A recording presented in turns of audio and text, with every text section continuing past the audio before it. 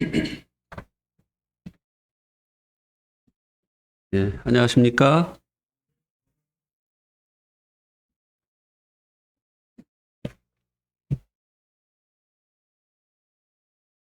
손자매가 어디로 갔어요? 절로 갔구나. 손자매가 귀가 아파서 오늘 이천으로 못 가고 우리 내동으로 참석을 했다고 해요. 그래서 귀가 아픈 일을 좋아해야 될지 걱정을 해야 될지 모르겠네요. 저도 오늘 귀가 막혀가지고 안 뚫리네요. 예. 기가 막힌 일이 없었는데 왜 기가 막혔는지 모르겠어요. 오늘 말씀은 고린도후서 3장 1절에서 18절 3장 전체 말씀이 되겠습니다.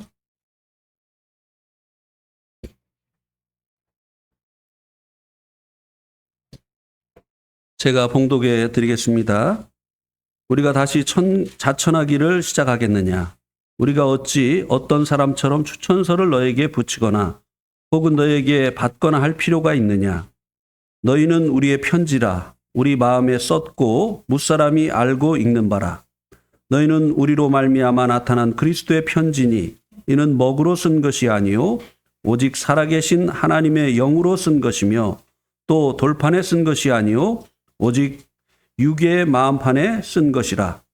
우리가 그리스도로 말미암아 하나님을 향하여 이 같은 확신이 있으니 우리가 무슨 일이든지 우리에게서 난 것 같이 스스로 만족할 것이 아니니 우리의 만족은 오직 하나님으로부터 나느니라. 그가 또한 우리를 새 언약의 일꾼 되기에 만족하게 하셨으니 율법 조문으로 하지 아니하고 오직 영으로 함이니 율법 조문은 죽이는 것이요 영은 살리는 것이니라. 돌에 써서 새긴 죽게 하는 율법 조문의 직분도 영광이 있어 이스라엘 자손들은 모세의 얼굴에 없어질 영광 때문에도 그 얼굴을 주목하지 못하였거든. 하물며 영의 직분은 더욱 영광이 있지 아니하겠느냐. 정죄의 직분도 영광이 있은즉 의의 직분도 영광이 더욱 넘치리라.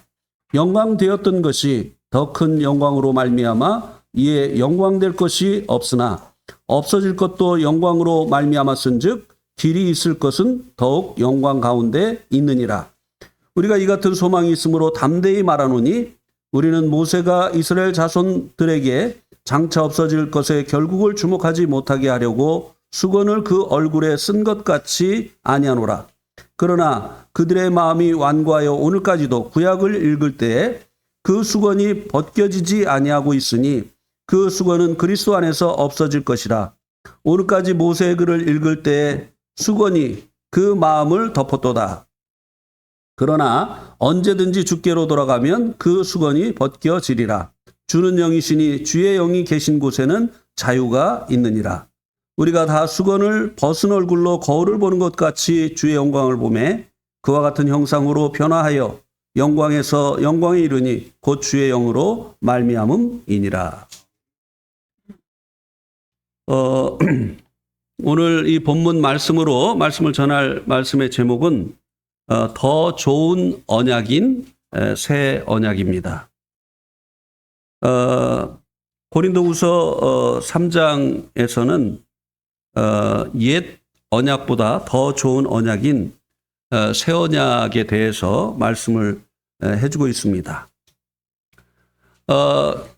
이 언약이라고 하는 말을 먼저 우리가 이제 이해를 해야 되겠는데요. 이 언약은 일종의 약속인데요. 약속과 조금 다른 면이 있습니다. 약속은 일방적인 것이죠. 그래서 하나님께서 여자의 후손으로 오실 구원자를 약속을 하시고 사람들이 믿든 안 믿든 상관없이 때가 되어짐으로 인해서 약속하신 여자의 후손으로 구원자 되신 예수님을 보내어 주셨습니다. 그러나 이 언약은 쌍방간의 약속입니다. 일방적인 것이 아니고 쌍방간의 약속이에요. 그래서 이 언약을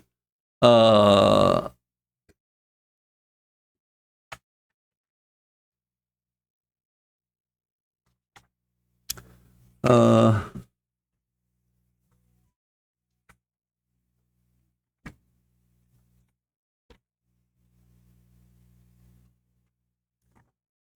어디다 적어놨는데 어디가 적어놨는지 안 보이네요. 이 언약을 헬라어로 누구 아시는 분 계세요? 언약을 헬라어로 디아데케라고 하든가 그렇게 이제 하는데요. 이것은 그 계약이라고도 이야기를 할 수 있습니다. 또 국가 간에 맺는 어떤 조약, 이런 이제 계약을 맺을 때는 쌍방 간에 어떤 그 약속이 있지 않습니까? 그래서 이 옛 언약은 사람 편에서는 하나님이 주신 율법을 지키는 것이고, 하나님 편에서는 율법을 지키면 복 주시고 율법을 지키지 못하면 저주하신다고 하는 것입니다.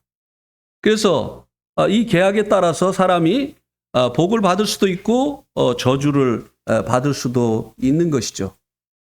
그런데 죄인인 사람의 입장에서 볼 때는 이것은 좋은 언약이 아니라고 하는 것입니다. 죄인이 어떻게 거룩하고 선하고 의로운 이 율법을 다 지켜서 하나님께 복을 받을 수 있겠습니까? 오히려 이 죄인이기 때문에 율법이 금하고 있는 일을 행하게 되어짐으로 인해서 저주를 받게 되는 결과가 나타나기 때문에 이 율법은 죄인인 사람에게 좋은 언약이 아니죠. 그런데 이 새 언약은 하나님께서는 이제 은혜의 구원자이신 예수님을 보내어 주시고 사람은 이 예수님을 믿어야만 되는 것이죠.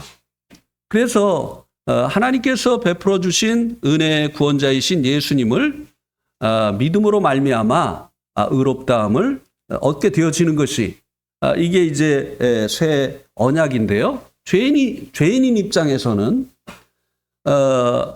예수님을 구원자로 믿고 구원을 받는 의롭다함을 얻는 이 언약이 더 좋은 언약이라고 하는 것입니다.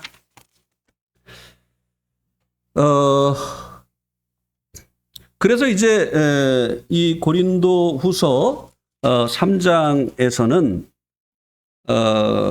이 더 좋은 언약인 새 언약의 그 우수성에 대해서 말씀을 해주고 있습니다.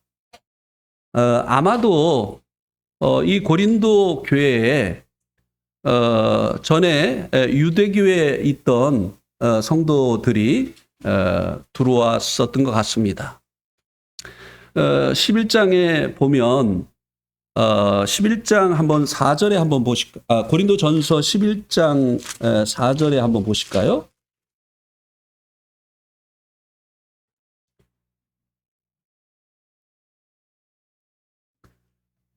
고린도전서 11장 4절에 보면 무릇 남자로서 머리에 무엇을 쓰고 기도나 예언을 하는 자는 그 머리를 욕되게 하는 것이요.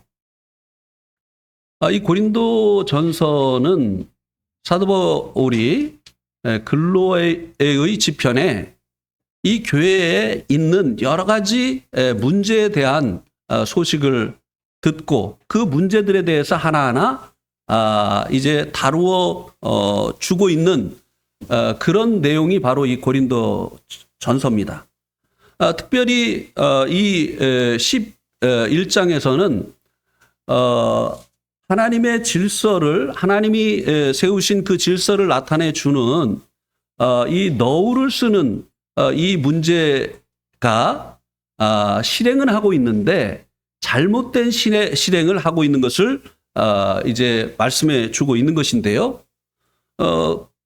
그들이 자매들 가운데 너울을 쓰지 않고 공중 집회 시에 기도나 예언을 하는 이런 자매들이 있었던 것이에요. 그래서 그렇게 하는 것은 이제 머리를 욕되게 하는 것이다. 머리 민 것과 같은 것이다. 이렇게 하면서 그것이 잘못됐다고 하는 것을 말씀해주고 이제 교정을 하려고 하고 있고요. 그다음에 이제 4절에서는 남자들 중에 머리에 못을 쓰고 기도나 예언을 하는 자가 있었기 때문에 그것도 머리를 욕되게 하는 것이다. 잘못된 것이다. 라고 이제 지적을 해주면서 교정을 하려고 하고 있는데요. 그러면 왜 이런 사람들이 생겼겠느냐고 하는 것입니다. 여자가 이제 공중 집회 시에 이제 잠잠하라고 말씀을 해주고 있는데 여자가 이제 대표 기도를 한다든지 아니면 말씀을 전하는 이런 여자가 있었기 때문에 그것을 지적을 해주고 있는데요. 헬레니즘의 영향이죠. 우리가 이제 올림픽이 시작될 때 성화가 이제 그 그리스에서 성화가 이제 시작이 되지 않습니까? 그때 이제 여자 제사장들이 그 성화를 처음 불을 붙이는 이런 장면을 우리가 이제 보곤 하는데요. 이 그리스의 문화는 제사장이 여자예요. 그리고 여자가 어떤 제사 의식을 행할 때 아무것도 쓰지 않습니다. 여러분 기회가 있으면 한번 보시기 바랍니다. 이런 헬레니즘의 영향이 교회 가운데 들어와서 이제 교회 가운데서도 여자들이 이렇게 했었던 것이죠. 잘못된 것이다. 그리고 이제 남자들이 이렇게 한 것은 유대교의 영향입니다. 구약시대 때 제사장들이 성전에서 무엇인가를 행할 때 머리에 건을 썼잖아요. 그리고 지금도 유대인들은 종교의식을 행할 때 키퍼라고 하는 머리를 가리는 이것을 씁니다. 저희들이 그 예루살렘 그 통곡의 벽에 들어갈 때 그 들어가는 입구에 키퍼를 이렇게 놔뒀어요. 그래서 우리도 그것을 쓰고 그 통곡의 벽에 들어갔었습니다. 그래서 남자가 이렇게 무엇을 쓰는 것은 바로 유대교의 영향이었다고 하는 것입니다. 이렇게 이 고린도 교회에 주님 안에 들어온 이 성도들 중에 옛 언약이 새 언약보다 더 먼저가 아니냐. 이렇게 이제 주장을 하면서 옛 언약이 새 언약보다 더 나은 언약이라고 주장을 하면서 우리가 구원받기 위해서 율법이 필요하지 않지만 구원받은 이후에 삶의 지침으로 이 율법을 지켜야 된다라고 하는 이런 주장을 하는 사람들이 있었던 것입니다. 이것은 고린도 교회뿐만이 아니에요. 이 초대교회 당시에 유대교에서 넘어온 성도들이 계속 이 율법 아래 있고자 하는 이런 성도들이 있었다고 하는 것입니다. 그래서 사도 바울은 이 옛 언약인 율법보다 더 우수한 이 새 언약에 대해서 말씀해 주면서 옛 언약이 더 나은 언약이고 그리스도인들에게 생활 규범으로 삶의 규범으로 준 것이기 때문에 지켜야 된다고 하는 이것이 잘못된 것이라고 하는 것을 알려주고자 했던 것입니다. 그래서 이제 이 새 언약의 그 우수성에 대해서 말씀해 주고 있는데요. 6절에 보면 이 두 언약 중에 새 언약의 그 기능이 더 우수하다고 하는 것을 말씀을 해주고 있습니다. 거기 보면 율법 조문은 죽이는 것이고 새 언약 곧 영은 살리는 것이다. 이렇게 말씀해 주고 있죠. 자, 아까도 말씀드렸지만 이 율법 뭐냐면요. 율법의 그 조문, 율법의 그 계명들을 지키면 복을 받고 지키지 아니하면 저주를 받는다는 것이에요. 그런데 죄인들이 어떻게 이 율법을 지켜서 복을 받을 수 있겠느냐고 하는 것이에요. 이 율법은 뭐와 같은 것이냐면 사과나무에게 배를 열매 맺으라고 하는 것과 같은 것입니다. 사과나무기 때문에 배를 열매 맺을 수 없어요. 사과나무는 사과 열매를 맺을 뿐이라고 하는 것입니다. 죄인들에게 이 율법을 통해서 이제 거룩한 삶을 살라고 하는 이것은 사과나무에게 배를 열매 맺으라고 하는 것과 같이 불가능한 것이라고 하는 것입니다. 그래서 이 의의 열매, 거룩한 이 열매를 맺고 죄인들이 율법을 지켜서 하나님 앞에 하나님으로부터 복을 얻기보다는 이제 이 저주를 받게 되어지는, 죄의 삭은 사망이잖아요. 죽음에 이르게 하는 법이 바로 율법이라고 하는 거예요. 그런데 이 새 언약, 이것은 영이라고 여기서 말씀해 주고 있는데요. 이것은 이제 복음을 말하지 않습니까? 복음이신 예수 그리스도, 예수님이 주인이시고 구주이시고 하나님이 약속하신 그리스도라고 하는 이 복음은 죽은 자들을 살리는 그런 기능을 가지고 있지 않느냐고 하는 것입니다. 그래서 한번 로마서 1장 16절 17절을 한번 보시면요. 로마서 1장 16절, 여기에 이제 복음의 그 기능에 대해서 말씀을 해주고 있는데요. 내가 복음을 부끄러워하지 아니하노니 이 복음은 모든 믿는 자에게 구원을 주시는 하나님의 능력이 됨이라. 먼저는 유대인에게요, 그리고 헬라인에게로다.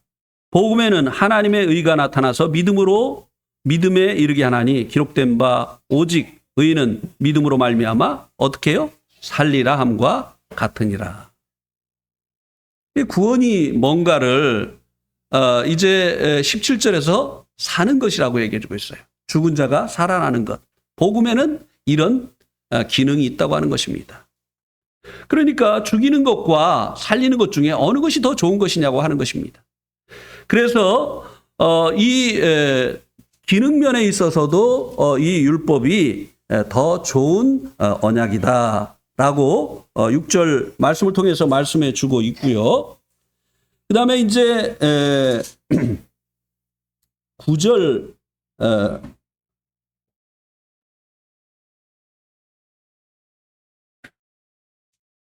9절 말씀에서는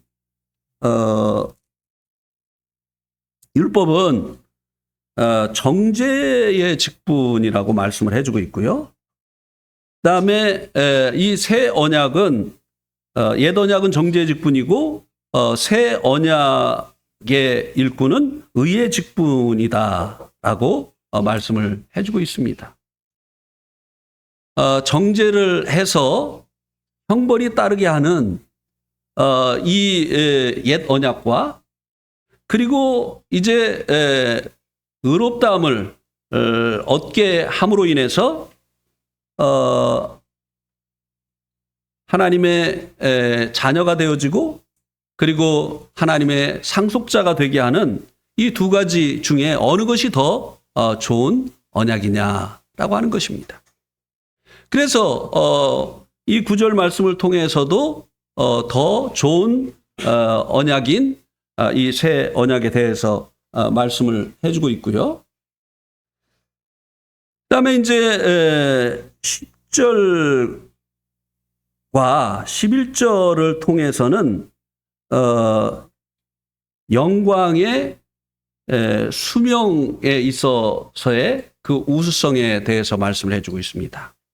옛 언약의 그 일꾼들에게도 영광이 있고 또 새 언약의 일꾼들에게도 영광이 있는데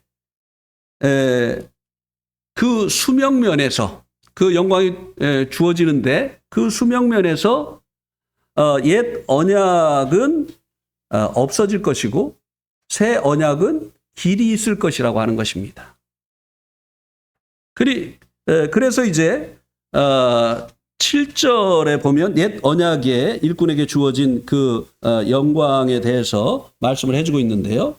거기 보면 돌에 써서 새긴 죽게 하는 율법 조문의 직분도 영광이 있어 이스라엘 자손들은 모세의 얼굴에 없어질 영광 때문에 그 얼굴을 주목하지 못하였거든. 여기 보니까 모세가 이제 하나님께 가서 그 율법을 받을 때 하나님을 만난 그 흔적이 얼굴에 남았죠. 광채, 영광이라는 그 단어적인 뜻이 이제 영광스러운 광채라는 뜻이잖아요. 그래서 하나님 만났을 때 그 하나님을 만난 그 흔적이 얼굴에 남았습니다. 근데 여기 이 말씀이 뭐라고 말씀해 주고 있습니까? 이것은 없어질 영광이다. 예. 그런데 이에 비해서 이제 11절에 보면 없어질 것도 영광으로 말미암았은즉 길이 있을 것은 더욱 영광 가운데 있느니라. 이 새 언약의 일꾼에게 주어진 이 영광은 길이 있을, 영원토록 있을 영광이다라고 말씀을 해주고 있습니다. 또 이 영광의 차이를 어떻게 또 말씀해주고 있느냐면요. 10절에 한번 보세요. 거기 보면 영광되었던 것이 더 큰 영광으로 말미암아 이에 영광될 것이 없으니.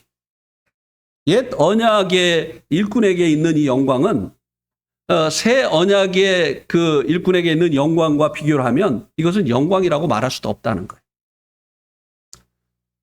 거예요. 캄캄한 밤에 방이 어두워지잖아요.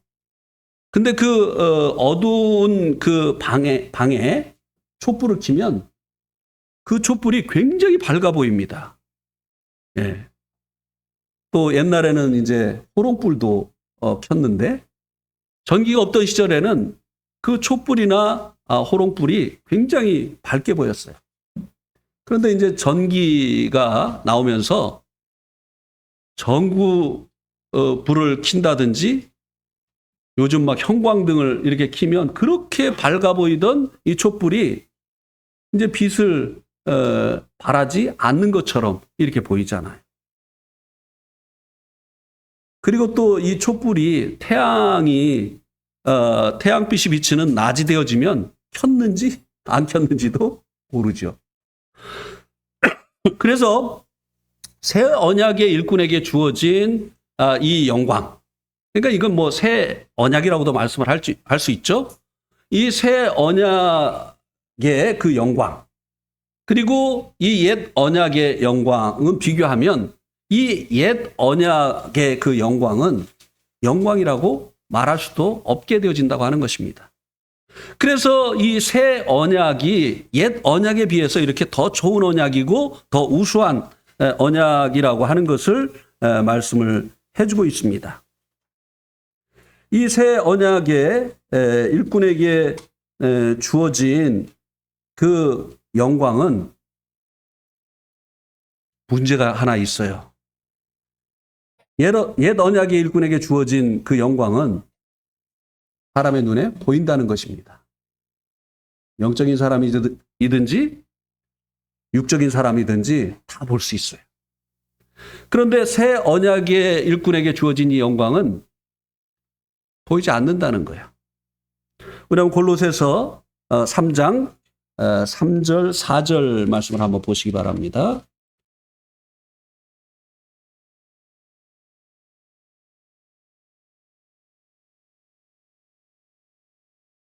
이는 너희가 죽었고 너희 생명이 그리스도와 함께 하나님 안에 감추어졌습니다. 우리의 생명이신 그리스도께서 나타나실 그때 너희도 그와 함께 영광 중에 나타나리라. 이 새 언약의 그 일꾼들, 또 새 언약의 이 사람들에게 주어진 이 영광은 여기는 이제 생명이라고 했는데요. 그리스도와 함께 하나님 안에 감추어져 있다고 하는 것입니다. 주님도 이 땅에 오실 때 하나님의 그 영광을 감추고 오셨잖아요. 왜냐하면 우리들이 죄인이기 때문에 하나님의 영광을 이룰 수가 없으니까. 죄 가운데서 하나님의 영광을 보면 죽는 거예요. 그래서 우리를 위해서 주님께서 그 하나님의 영광을 가리시고 고운 모양도 없고 풍채도 없는 흠모할 만할 것이 없는 가뭄에서 막 올라온 그런 모습으로, 막 올라온 그 줄기와 같은 그런 모습으로 이 땅에 와 주셨어요.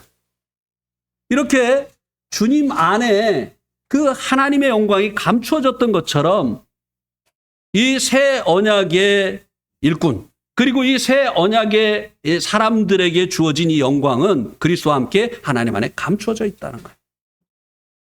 문제는 이거예요.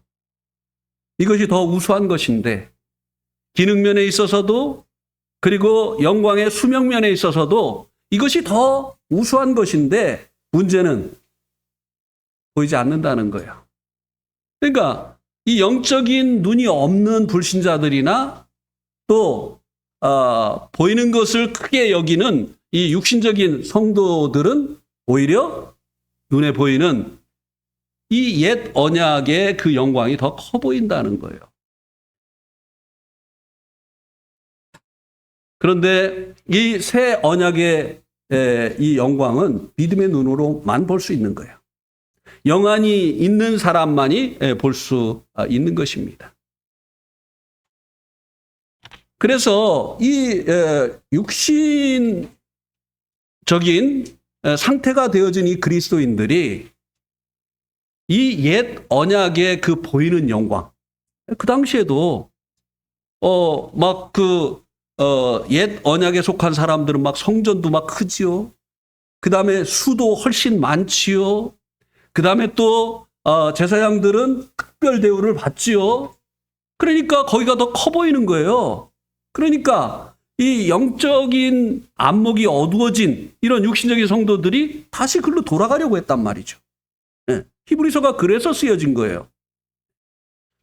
이 새 언약의 영광이 있는 이 성도들은 성전도 없죠. 수도 그 유대교 성도들과 비교해 보면 수도 적지요. 그리고 뭐 제사장도 뭐 그렇게 이제 대접을 받는 것도 아니죠. 예. 이러다 보니까, 그리고 또 오히려 핍박이 있어요. 유대교에 있을 때는 없었던 이 핍박이 있습니다. 그러니까 영광은 무슨 영광이냐.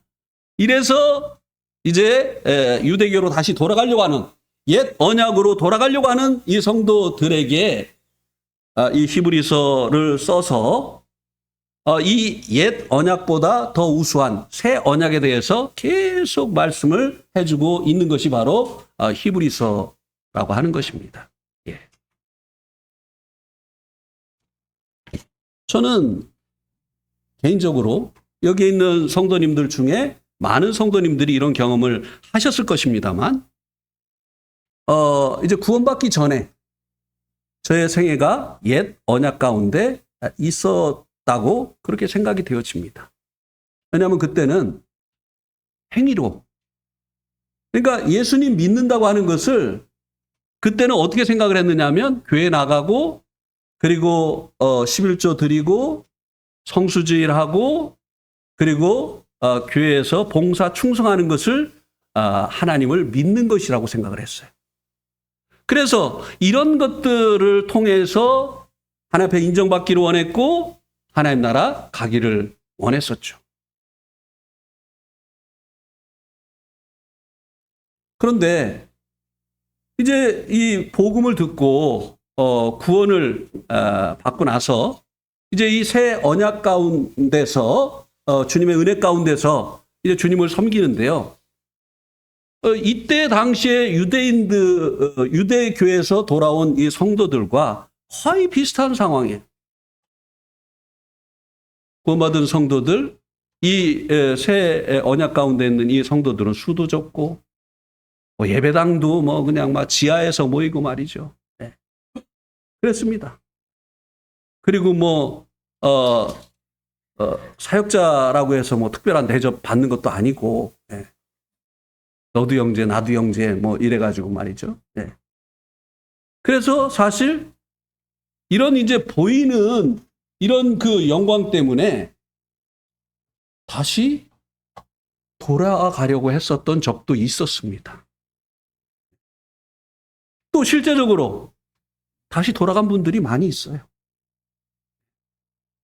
영안이 흐려지면 이 더 좋은 것이 더 못한 것으로 이렇게 보인다고 하는 것이 이것이 문제라고 하는 것입니다. 그 다음에 이제 12절하고 13절은 새 언약의 우수성 중에 새 언약은 담대함을 준다고 하는 것입니다.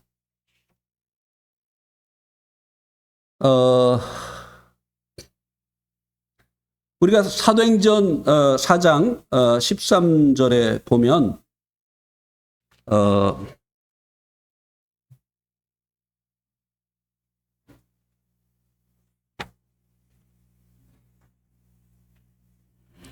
12절과 13절에서는 여기 보면 이렇게 말씀해 주고 있습니다. 우리가 이 같은 소망이 있으므로 담대히 말하노니 우리는 모세가 이스라엘 자손들에게 장차 없어질 것의 결국을 주목하지 못하게 하려고 수건을 얼굴에 쓴 것 같이 아니하노라.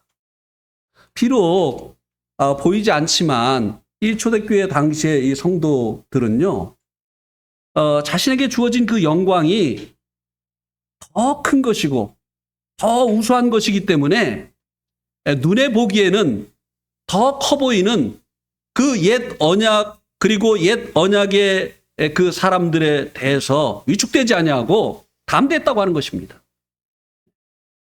그래서 베드로와 요한이 사도행전 4장 13절에 보면 그들이 베드로와 요한이 담대히 말함을 보고 그들은 본래 학문이 없는 범인으로 알았다가 또 전에 예수와 함께 있었던 줄도 알고 또 병 나은 사람들이 그들과 함께 서 있는 것을 보고 비난할 말이 없는지라. 아니 도대체 배운 것도 없고 그리고 족보를 따져봐도 담대할 이유가 뒷배경이 전혀 없는 이 베드로와 요한이 어디서 저렇게 담대함이 나왔느냐. 그들은 담대했어요. 무엇 때문에요? 새 언약의 일꾼에게 주어진 이 영광을 그들은 볼 수 있었기 때문이라고 하는 것입니다. 오늘날도 마찬가지죠. 새 언약의 이 사람들에게 주어진 것이 눈에는 보이지 않아요. 이것이 더 큰 것이고 더 좋은 것이지만 눈에는 보이지 않습니다. 그러니까 눈에 보이는 것이 전부인 이 불신자들이나 또 이 육에 속한 이 사람들이 도대체 너희들이 담대할 이유가 뭐냐? 숫자를 봐도 그렇고 뭐 보이는 것은 아무것도 없는 것 같은데 뭐를 근거로 그렇게 담대한 것이냐? 이 새 언약은 그 새 언약의 아래 있는 사람들에게 담대함을 준다고 하는 것입니다. 왜냐하면 이 복음이 사람들을 구원하는 하나님의 능력이기 때문이죠. 그리고 이제 함께 하시는 이 성령님께서 사람들을 변화시키는 이와 같은 일들을 이루어 가기 때문이라고 하는 것입니다. 그다음에 이제 14절에서 16절은 이제 계시의 우수성에 대해서 말씀을 해주고 있는데요. 14절, 15절은 옛 언약에 대해서 말씀해주고 있는데요. 구약을 읽을 때 수건이 덮은 것처럼 되어지기 때문에 깨달음이 없다는 거예요. 그런데 새 언약은 이제 16절에 보면 주께로 돌아가면 수건이 벗겨진다는 거죠. 그래서 수건을 쓰고 볼 때는 안 보이던 것이 이제 보이게 되어진다는 것입니다. 어떤 형제님이 구원받고 나니까 성경이 마치 구슬을 꿰는 것처럼 이렇게 꿰어지더라. 구원받기 전에는 그렇게 성경을 읽어도 뭐가 뭔지 몰랐는데 구원받고 나니까 성경이 구슬이 막 흩어져 있었는데 이 구슬이 쫙 꿰어지는 것 같았다. 이렇게 말씀을 하시는 것을 들었습니다. 또 어떤 분은 구원받고 나니까 성경을 보는데 막 밝은 빛이 성경에 쫙 비쳐가지고 그때부터 성경이 막 깨달아지더라. 저 같은 경우는 구원받기 전에 성경을 6번 읽었거든요. 근데 참 구약 읽을 때 힘들고 마태복음 1장 읽을 때 참 힘들었어요. 낳고 졸고 있는 거예요. 구약도 왜 이렇게 어려워? 전혀 익숙하지 않은 사람 이름들, 장소, 뭐 이런 것들. 그래서 이게 연결이 잘 안 되는 거예요. 근데요, 구원받고 나니까 세상에 구원받을 만한 말씀에다 제가 빨간 줄을 다 쳐놨더라고요. 근데 구원을 못 받았어요.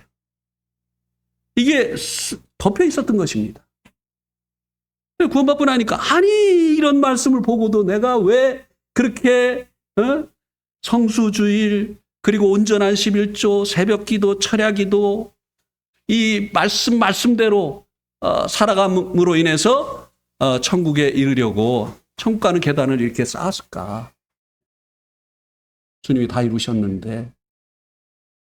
그래서 제가요 구원받기 전에 안 풀리던 2가지가 있었습니다. 하나는 뭐냐면은 은혜로 구원받는다는 거, 또 하나는 그리스도 예수 안에는 정죄함이 없다는 거. 왜냐하면 나는 교회를 다니는데 맨날 교회만 가면은 죄가 떠올랐거든. 그래서 교회만 가서 기도만 하면 주여 이 죄를 용서해 주시옵소서 이거였어요 맨날. 새벽기도 시간에도 이거, 철야기도 시간에도 이거. 근데 성경은 정죄함이 없다고 하는데 나는 왜 이렇게 정죄가 많은지 모르겠더라 이 말입니다. 그리고 또 내가 이렇게 성수주일하고 그리고 또 온전한 11조 드리고 저는 무명으로 했거든요. 왼손이 하는 것을 오른손이 하라고 했는데 자기 이름 써가지고 이렇게 헌금하고 목사님 또 그거 읽어주고 막 이러는 거 너무 싫었어요. 그래가지고 무명으로 했어요. 내가 이렇게 하니까 하나님이 나를 이뻐하시고 알아주는 거지. 이렇게 안 하는데도 하나님 나를 이뻐하신다고? 왜 은혜야? 은혜가 아닌데. 근데 구원을 탁 받고 나니까 진짜 정죄가 없어요. 나 자유 얻었네. 너 자유 얻었네. 우리 자유 얻었네. 그리고 또 은혜로다. 은혜. 정말 은혜예요. 하나님 편에서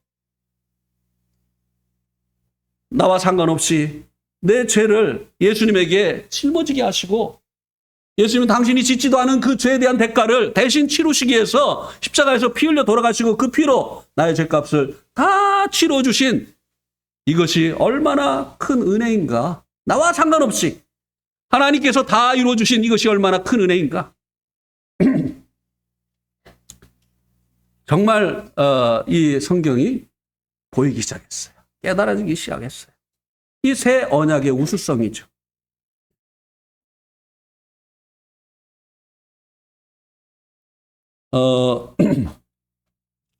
이제 구원받기 전에 다른 종교에서 생활을 했다든지 아니면 저와 같이 구원받기 전에 이 그 교회 생활을 해본 경험이 없는 분들은 이게 조금은 이해가 안 갈 거예요. 정도의 차이는 있지만 이런 것이 없어서는 안 돼요.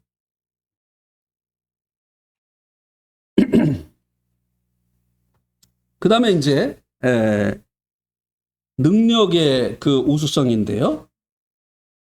17절에 보면 주는 영이시니 주의 영이 계신 곳에는 자유가 있느니라. 자, 많은 사람들이 이제 그렇게 주장을 합니다. 모임 안에서도 이런 문제로 이제 자꾸 다툼이 일어나는데 우리가 구원받기 위해서는 율법이 필요 없지만 구원받은 이후에는 성도의 삶의 지침으로 율법을 주셨기 때문에 율법을 지켜야 된다. 그렇게 이야기를 하고 주장하는 이런 분들이 있습니다. 그런데 한번 로마서 7장을 한번 보시기 바랍니다.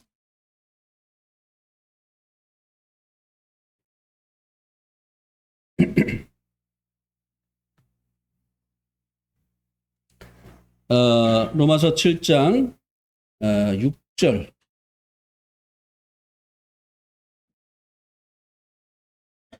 이제는 우리가 얽매였던 것에 대하여 죽었으므로 율법에서 벗어났으니 그러므로 우리가 영의 새로운 것으로 섬길 것이요 율법의 조문에 묵은 것으로 아니할지니라. 우리가 이제 새 사람이 됐으니까 거룩하고 의롭고 선한 이 율법을 지켜야 되는 거 아니냐?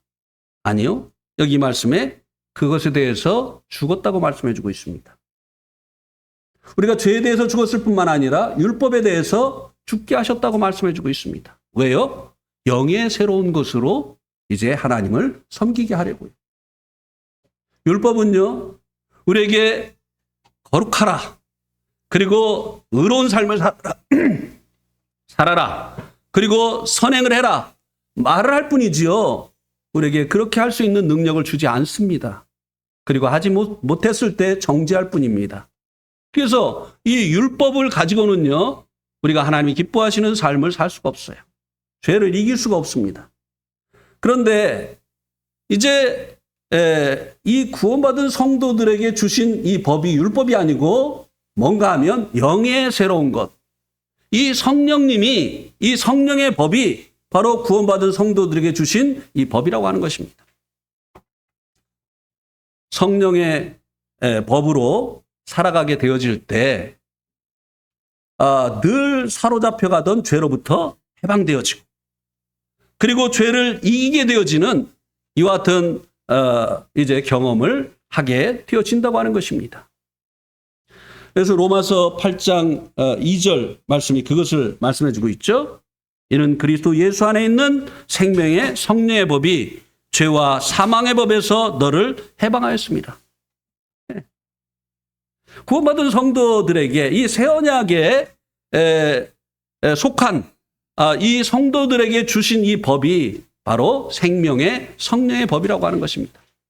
율법이 아니라 성령의 법으로 이제 하나님을 섬기기를 하나님께서 원하신다고 하는 것입니다. 그래서 주는 영이시니 주의 영이 있는 곳에는 뭐가 있다고요? 자유함이 있다. 여기서 말하는 이 자유함은 죄로부터의 자유죠. 죄에게 종노릇하던 이들이 성령의 법으로 살아가게 되어질 때 죄로부터 이제 해방되어지는, 자유케 되어지는 이런 것을 경험을 하게 되어진다고 하는 것이죠.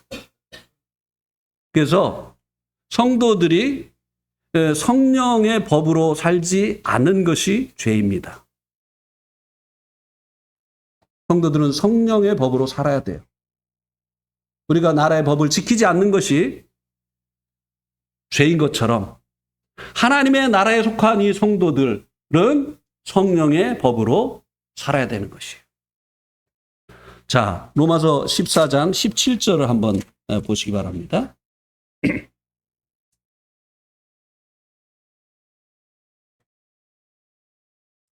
하나님의 나라는 먹는 것과 마시는 것이 아니요 오직 성령 안에 있는 의와 평강과 희락이라.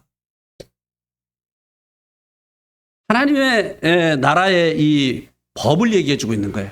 그것은 이것은 먹으면 되고 이것은 먹으면 안 된다고 하는 율법이 아니라는 거예요. 그것이 하나님 나라가 되어진 이 성도들에게 주어진 법이 아니라고 하는 것입니다. 그럼 뭐냐? 성령.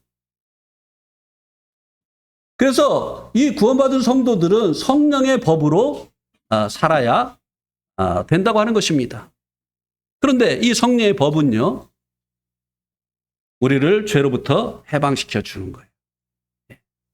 그래서 이 새 언약이 그 능력면에 있어서도 더 좋은 언약이라고 하는 것입니다. 이것은 너무나 자주 말씀을 드렸기 때문에 이것은 이제 이렇게 간단히 말씀을 드리고요. 18절 말씀에도 우리를 변화시키는 사람을 변화시키는 면에 있어서도 이것도 이제 능력이잖아요. 그 법의 능력을 말하는 것인데 우리를 이제 변화시키는 면에 있어서도 이 새 언약이 더 좋은 언약이라고 하는 것입니다. 더 우수한 언약이라고 하는 것입니다. 옛 언약은 여기 한번 18절을 먼저 보실까요? 18절에 보면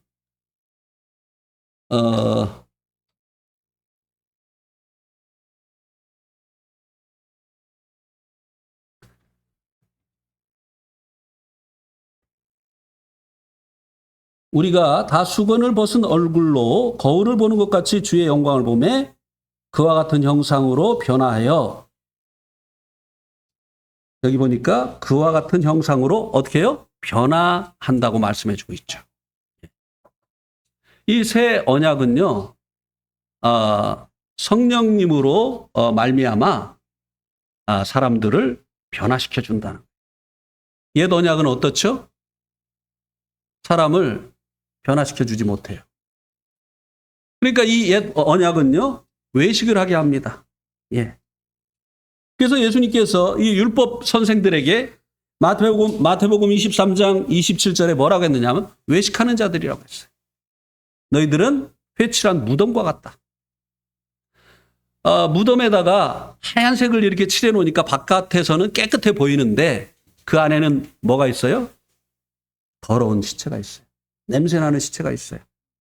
겉과 속이 다르다는 것입니다. 율법은 이 옛 언약에 속한 이 자들은 이 율법이 사람을 새롭게 해주지 못하기 때문에 이제 겉모양만 낸다고 하는 것이에요. 겸손한 칙, 온유한 칙, 이렇게 겉모양만 내는 거죠. 그리고 이제 교회에 있을 때와 가정에 있을 때가 다르죠. 또 사람들이 있을 때와 사람들이 없을 때 다릅니다. 이 외식이라는 것은 가면을 썼다는 거예요. 외식이라는 이 말의 단어적인 그 의미는요, 가면을 썼다는 겁니다. 밖의 모습과 안의 모습이 다르다는 거예요. 여기서 다르고 저기서 다르고, 이게 외식하는 거죠. 왜냐하면 이 율법이 사람을 변화시켜주지 못하기 때문이라. 그런데 이 새 언약은 그와 같은 형상으로 변화하여 영광에서 영광에 이르게 한다고 하는 것입니다. 이 새 언약은 변화시켜주는 거예요. 내적인 변화가 일어나는 것입니다. 새 마음을 주시고 그리고 이제 이 새 영을 주시게 되죠. 마음이 새로워지는 거예요. 새로운 마음을 갖게 되어지는 것입니다. 이 옛 언약은 여전히 그 마음이 이제 옛날 마음이에요. 이기적이고 자기밖에 모르고 자기의 영광을 구하고 하는 이런 마음인데 말씀에 그렇게 하지 말라고 하니까 그런 모양만 취한다 이 말입니다. 겸손하라고 하니까 겸손한 척 하는데 마음에는 내가 너보다 낫다. 항상 이렇게 하는 거예요. 그런데 이 새 언약은 마음 자체를 변화시켜 준다고 하는 것입니다. 그래서요, 이 성령의 새롭게 하심이라고 말씀해 주고 있잖아요. 우리를 권하시되 우리의 행한 바 의로운 행위로 말미암지 아니하고 중생의 씻음과 성령의 새롭게 하심으로 하셨다고 했죠. 우리가 주님의 보혈로 깨끗함을 얻은 그것뿐만 아니라 성령께서 우리 마음을 새롭게 하셔서 새 마음을 창조하시는 거예요. 그러니까 이 마음이 바뀌니까요, 이제 변화가 일어나는 것입니다. 생각하는 것이 달라지고요. 가치관이 달라지고 언행 심사가 달라지는 거죠. 그런데 이 변화는요, 이 변화하여라고 하는 이제 지금서부터 말씀을 잘 들으셔야 돼요. 이제 오늘 사실 말씀의 포인트는 여기에 있습니다. 그동안 이제 들었던 여러 번 들었던 그 말씀들인데요.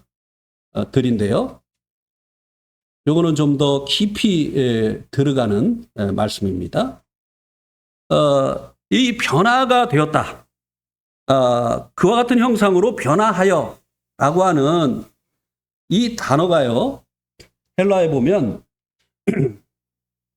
메타무 데오메다, 메타모 데오메다. 근데요, 이것은 이제 동사인데요, 변화한다라고 하는 이 동사인데, 현재, 이거 잘 들으셔야 돼요.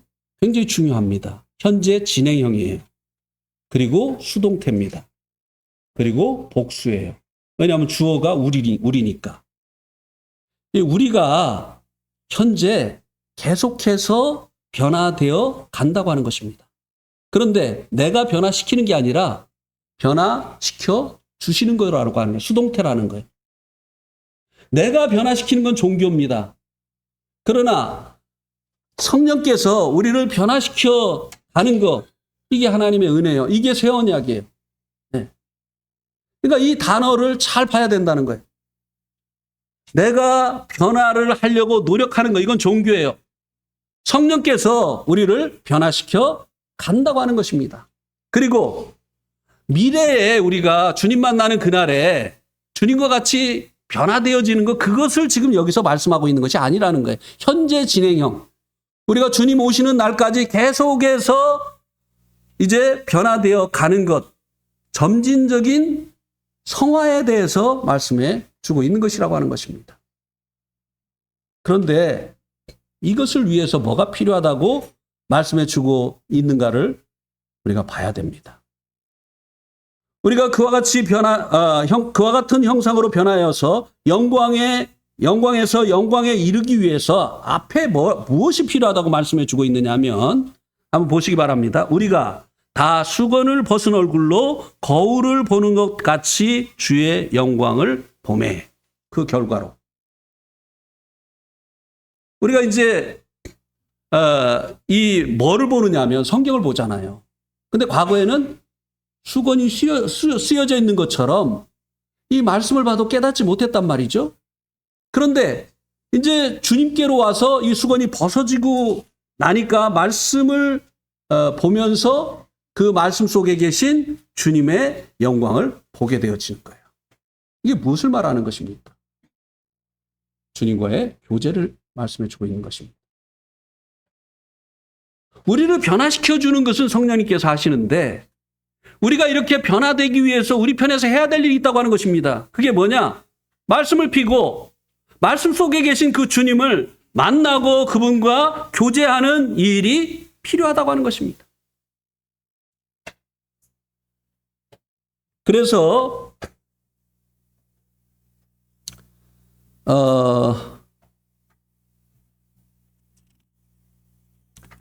이것이 또 우리들에게 이 새 언약의 우수성에 대해서 말씀해 주고 있는 것인데요. 구약은요, 옛 언약은 대제사장이 1년에 한 차례밖에 하나님을 만날 수 없었어요. 한 차례만 만날 수 있었습니다. 그것도 피를 가지고만. 그런데 이제 이 새 언약은요, 언제든지 말씀을 피면 우리들이 말씀 속에 계신 그분을 만날 수 있잖아요. 더 좋은 언약이에요. 우리가 아론의 지파도 아니고 레위 지파도 아닌데, 구약으로 말하면 우리는 하나님 앞에 나아갈 수가 없어요. 그런데 이제 이 주님의 그 은혜로 말미암아 우리가 언제든지 주님 앞에 나아가서 주님과 교제할 수 있는 이런 놀라운 특권을 얻게 되어졌다고 하는 것입니다. 그런데 이 새 언약의 주님과 이 교제도요, 온전한 교제는 아니라고 하는 겁니다. 우리가 주님이 오시게 되어지면 그때는 온전한 교제를 할 수 있어요. 왜? 우리의 몸도 주님과 같은 몸으로 변화되어지기 때문에. 그때는 우리가 주님을 있는 모습 그대로 보면서 주님과 하나님과 교제할 수 있어요. 그러나 지금은 거울을 보는 것처럼 간접적으로 교제할 수밖에 없다고 하는 것입니다. 거울은 우리의 모습을 직접 보는 게 아니잖아요. 거울이라는 이 매개체를 통해서 간접적으로 보는 거잖아요. 그래서 지금은 우리가 성경을 통해서 성경 속에 계신 그 주님을 만나는데, 그래서 주님과 교제를 하는데 이것은 간접적인 방법이라고 하는 것입니다. 그런데 이 주님과의 이 교제의 결과가 주와 같은 형상으로 변하여서 영광에서 영광에 이른다고 하는 것입니다. 모세가 하나님을 만났을 때 그 얼굴에 광채가 있었던 것처럼 우리가 매일의 삶 가운데서 주님과 교제하는 이 삶을 살게 되어질 때 그 사람의 속사람이 주님을 만난 흔적이 계속 남는 거예요. 내면의 변화가 일어난다고 하는 것입니다. 그래서 우리가 한번 사도행전 7장 59절 60절을 한번 보시기 바랍니다. 사도행전 7장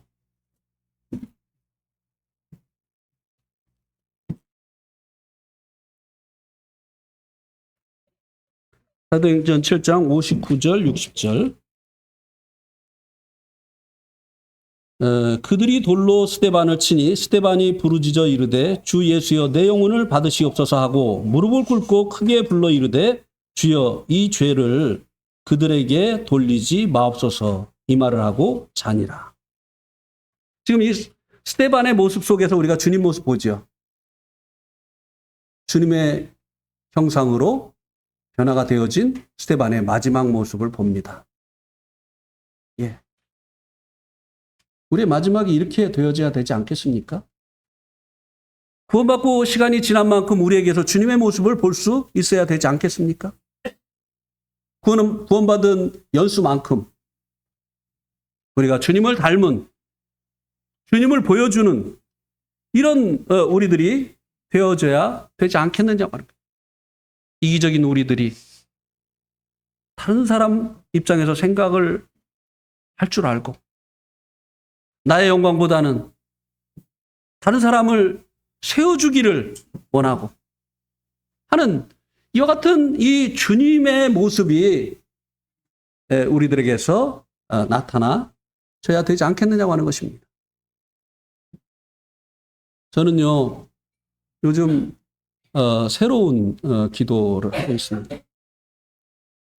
제 인생의 마지막이 어떻게 인생의 마지막을 어떻게 보내다가 주님을 맞이할지 모르기 때문에 저는 소원하기는 제가 죽기 전에 주님 오셨으면 좋겠어. 근데 그렇게 안 될 경우는 계속 주님 앞에 기도하는데요. 잠자다 주님 만나게 해주세요. 왜냐하면 아버지 어머니를 보면서 그런 생각. 완전히 옛날 모습이 보이질 않아. 너무 마음이 아파요. 너무 눈물이 납니다. 아니, 어머니가 아버지를 폭행할 거라고 누가 생각을 했습니까? 근데 알츠하이머 병이 그렇게 많대. 근데 많은 사람들이 이 알츠하이머 병으로 인생의 말년을 보냅니다.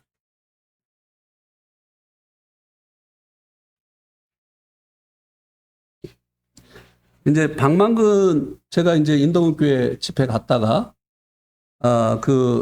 홍경 자매님 집에서 우리 자매와 함께 이제 자고 거기서 이제 또 교제를 하는 중에 또 인덕원 성도들이 또 와서 이제 교제를 하는 중에 새로운 이야기를 들었습니다.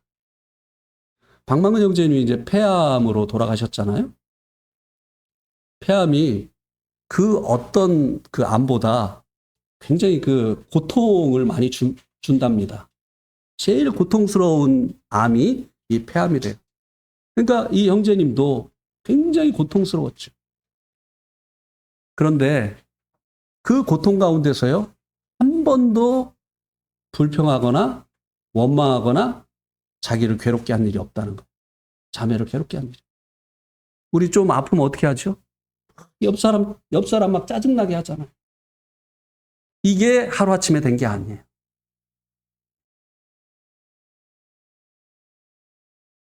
이 스데반이 자기가 돌 맞아 죽어가는 상황 속에서 남 생각을 어떻게 합니까?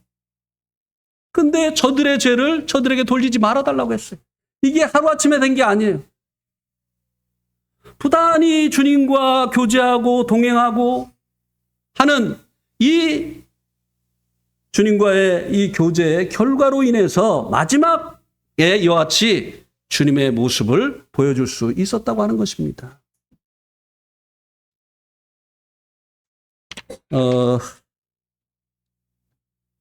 이제 많이 남았는데 이제 결론을 내리겠습니다. 우리는 더 좋은 언약인 새 언약 가운데 있습니다. 그래서 구원을 받았고요. 길이 있을 영광을 얻었습니다.